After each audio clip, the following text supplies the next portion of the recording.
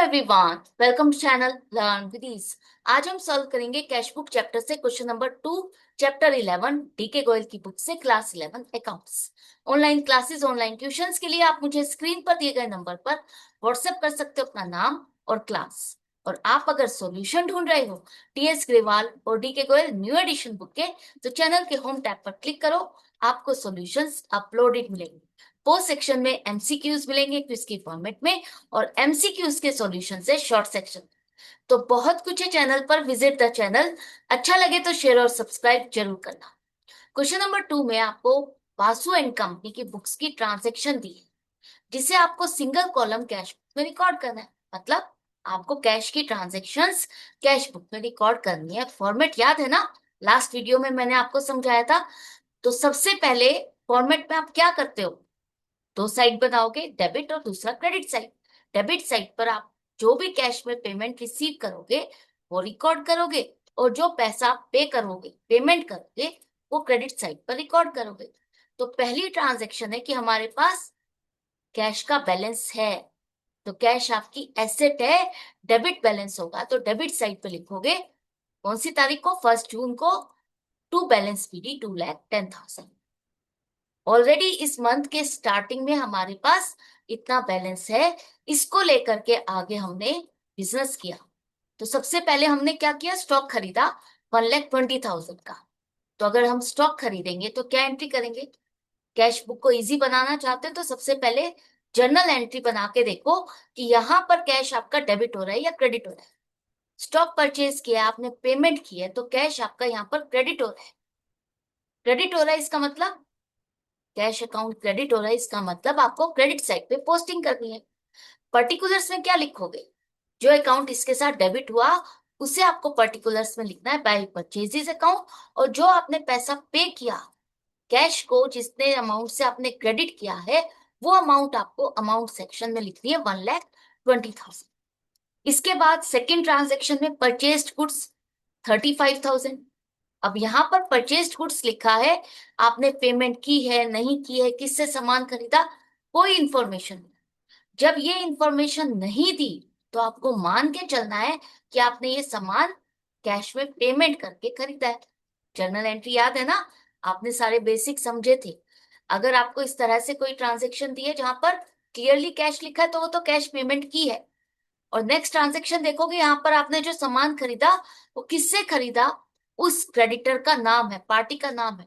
तो जब पार्टी का नाम दिया तो इसका मतलब आपने क्रेडिट पे परचेज किया है। इसके बाद वाली ट्रांजेक्शन देखो, यहाँ पर पार्टी का नाम भी दिया और उसके साथ लिखा है कि आपने इससे खरीदा, लेकिन पेमेंट करके खरीदा। तो जब आप पेमेंट करके खरीद रहे हो, क्लियरली लिखा है, तो वो आपकी कैश परचेज है। क्लियर हो गया? आप सारी सिचुएशंस क्लियर है? तो परचेज्ड गुड्स यहाँ पर पेमेंट करके आपने खरीदा सामान, तो कैश आपका क्रेडिट हो रहा है, इसका मतलब क्रेडिट साइड पे पोस्टिंग होगी। और पर्टिकुलर्स में लिखो by purchases account 35,000। Next transaction, अगर आपने स्टॉक खरीदा दिलीप से, अभी मैंने आपको एक्सप्लेन किया, यहां पर आपने सामान खरीदा है दिलीप से, लेकिन पेमेंट के बारे में कुछ नहीं लिखा। पेमेंट की है नहीं की है, या क्रेडिट पे परचेज किया, ये भी नहीं दिया। तो जब पार्टी का नाम दिया है और पेमेंट की इंफॉर्मेशन नहीं है, तो मान के चलो कि ये आपने सामान क्रेडिट पे परचेज किया, उधार पे परचेज किया, पेमेंट आपने नहीं की। इसका मतलब इसकी एंट्री हम कैश पे नहीं करेंगे, क्योंकि कैश में आपने पेमेंट नहीं की है, कैश का इनफ्लो या आउटफ्लो नहीं हो रहा, तो कैश बुक में रिकॉर्ड नहीं होगा। नेक्स्ट ट्रांजेक्शन में आपने सामान खरीदा है, स्टॉक खरीदा दिलीप से, लेकिन इस बार आपने पेमेंट करके खरीदा। तो कैश जब यहाँ पर लिख दिया गया है, इसका मतलब पेमेंट आपने की है, और पेमेंट की है तो कैश की ट्रांजैक्शन हो गई। कैश अकाउंट यहाँ पर क्रेडिट हो रहा है, इसलिए क्रेडिट साइड पे पोस्टिंग हो जाएगी by purchases account 40,000। Next transaction में स्टॉक बेचा है, कितने का, 80,000 का। 80,000 का आपने स्टॉक बेचा, क्या इसकी पेमेंट मिली है?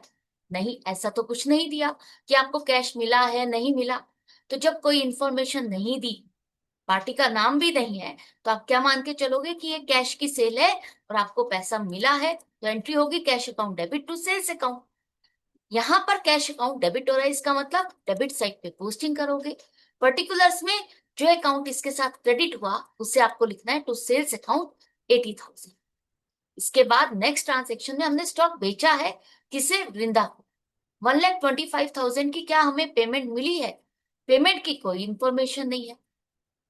लेकिन जिसे हमने सामान बेचा उसका नाम दिया है, तो जब नाम दिया है और पेमेंट की कोई इंफॉर्मेशन नहीं है तो आप मान के चलोगे कि ये सामान आपने उधार पे बेचा है, पेमेंट मिली नहीं है।